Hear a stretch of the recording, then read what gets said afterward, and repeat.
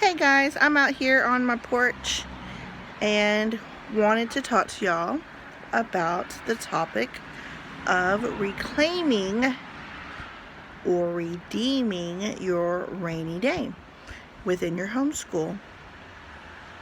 And hopefully you can hear me when we got cars passing by and it's kind of windy and everything. Want you to know just a little bit about me, my homeschool journey. I actually have been homeschooling for about 10 years. I have 3 boys, and all of their learning skills their learning styles are different. So I have the one kid who is the oldest, who is my overachiever. However, he gets bored easily. I have my middle kid who lacks motivation and who needs everything to be in kind of like a game format. So a little extra work there. Then I have my third kiddo who, because he is the youngest, he has a big personality, and he has, he's young, so he struggles with the whole maturity thing, and he struggles to keep up with his brothers. And when you tell him that he can't do something, he kind of takes offense at that.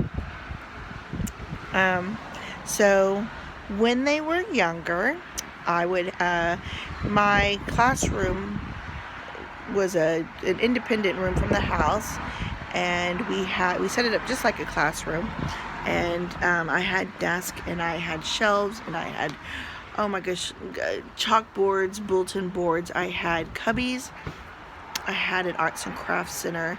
I had everything was completely organized and color coded, and we had a very strict schedule to try to maintain some kind of structure, and just try to get them on board with trying to figure out, what comes next in our daily schedule. So setting up expectations, and that worked well for us for a couple of years.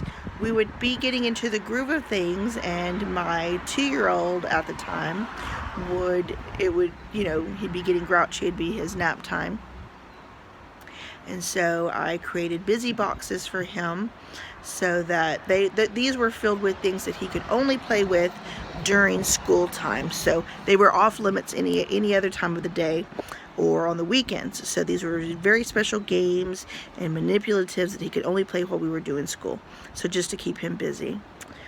In there were lacing toys and special felt boards. They were very special books, very special paints.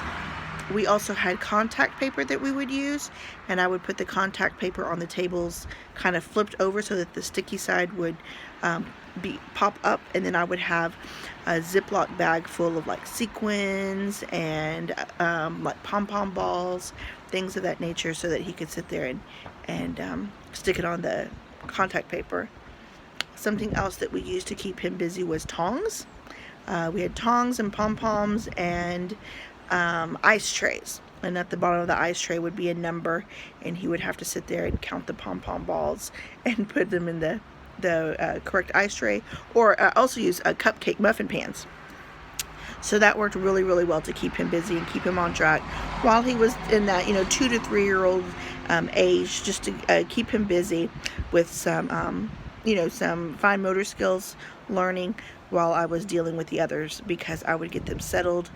We would go over a lesson, and now it's their turn to do it, and they were completely focused. And then here would come their 2-year-old, 3-year-old little brother, and he would just, rip the page, rip the page up, knock the book over, spill his drink, knock over crayons, mark on the page. So it's very, very busy to keep him occupied and busy. Understanding the entire time that what he is doing is not wrong, and at some sometimes it's not even naughty or mischievous behavior. It's just him wanting to be incorporated in our day. It's him wanting to be a part of what we're doing. It's him being curious. It's him exploring and trying to discover, where his place is amongst our homeschool. So you kind of have to take a step back and not take things personal, but definitely having a plan for those times, helped. It helped to keep us focused and helped to keep him busy so that we could actually have a productive day and feel like we accomplished something during the day. That's when they were younger. As they got older, my kiddos, like I said, they're different learning styles. The older one, because he, was, like I said, overachiever, it was hard to keep him busy and occupied, and it was hard to keep him in a box. I did try different things that worked and things that failed. One of the biggest failures I did was to bring out like a minute, an hourglass, but it was down, I think it was like a 3 to 5 minute one. I think I had a 3-minute one and a 5-minute one, and we would see how many problems he could accomplish in the 3 minutes, or see how much work he could get done in the 5 minutes. Worked for me when I was a kid. I thought it was a great strategy. However, he just saw it as a huge distraction, and it caused anxiety and worry, and he was so preoccupied checking the timer. It just completely threw him off focus and everything. I mentioned my second kiddo, who didn't like just your standard workbooks, so things had to be in game format. So I discovered through some research this awesome website called FileFolderGames.com, and they had all kinds of file folder games for your basic language arts, phonics. They also had some math ones and some science ones. And then I just invested on this on my own, and you could print everything, cut it out, laminate it, put it in a file folder. It was awesome.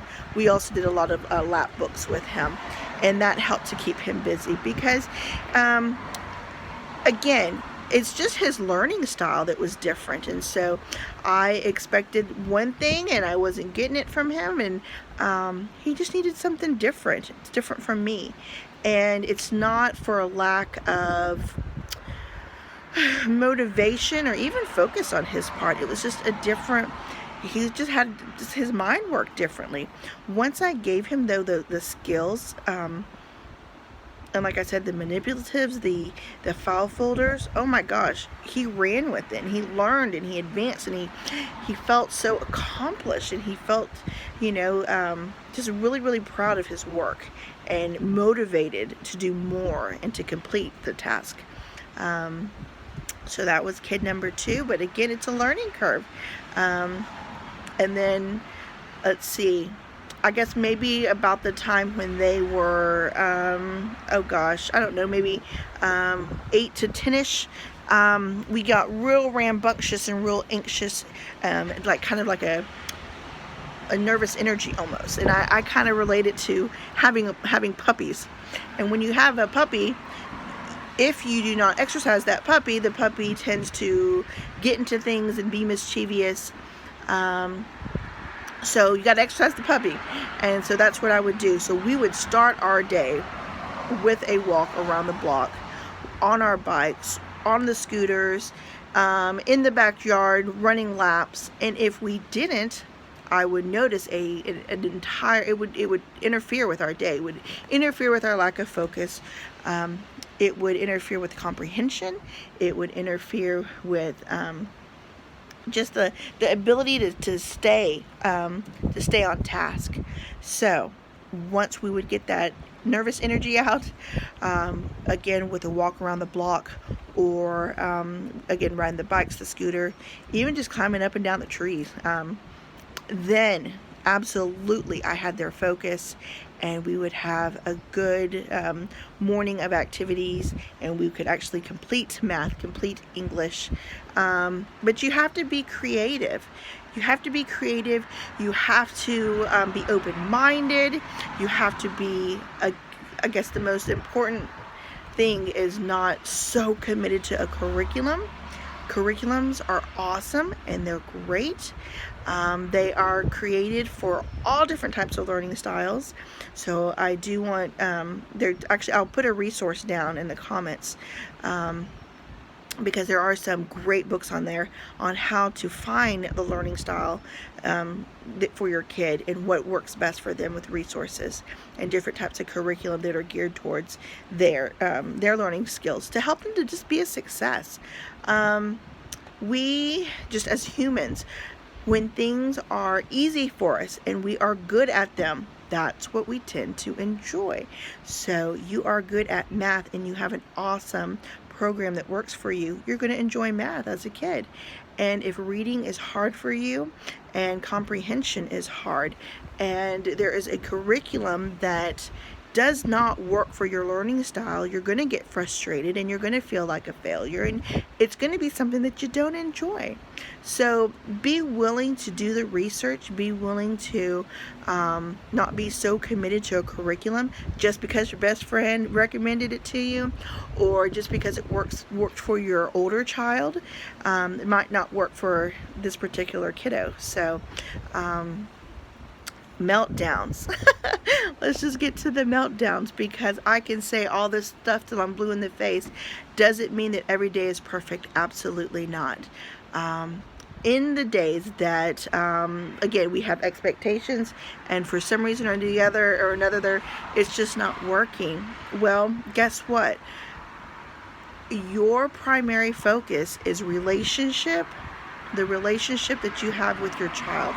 The relationship that you have with your child is going to be more important to you than any curriculum or any subject that you can teach them. So work on that relationship.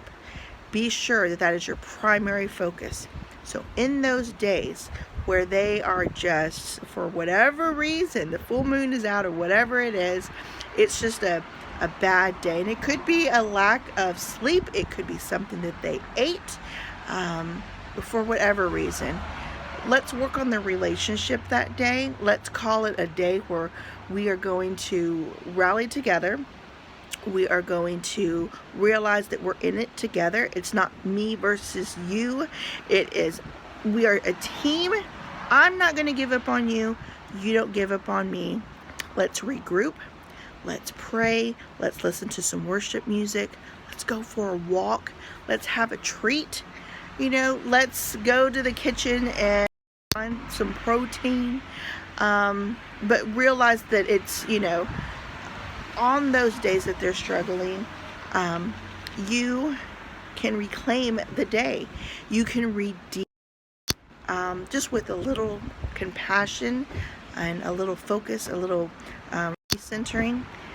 And so my hope for you is that you are able to reclaim and redeem those rainy days, understanding that all is not lost. You are not a failure. Keep God in your forefront. Understand that if He has called you to this homeschool journey, that He will absolutely 100%, He will give you resources. He will equip you with people in your life that can help you, that can be there for you, kind of be a sounding board. Understand that it's just like, when you have a little kiddo and you're potty training. Some kids just take longer than others. Understand that they are not going off to college in diapers, that they will be potty trained. You've heard all along that the days are long and the years are short. And there's so much truth to that, guys. And what is most important is that when it's all said and done, that you can look back and that you can say you had a great relationship with your kids, that you enjoyed homeschooling, that you had these precious memories, that your babies weren't shipped off every day for hours at a time, day after day, week after week, month after month, year after year, that precious time that you lost that you can't get back. And it's not going to be about math, and it's not going to be about this amazing history curriculum. It's going to be about the relationship and what you did to nurture that relationship, They're going to remember that, mamas. Might not seem like it now, but it will pay dividends, I promise you. So hang in there. You can do it. You are not alone. You're never alone. God loves you, and he loves you so much that he is putting people in your path to help you and guide you along the way. You can do this 100%. And I hope that you're able to reclaim your rainy day as well. They happen. Prepare for them. And God bless you. Take care.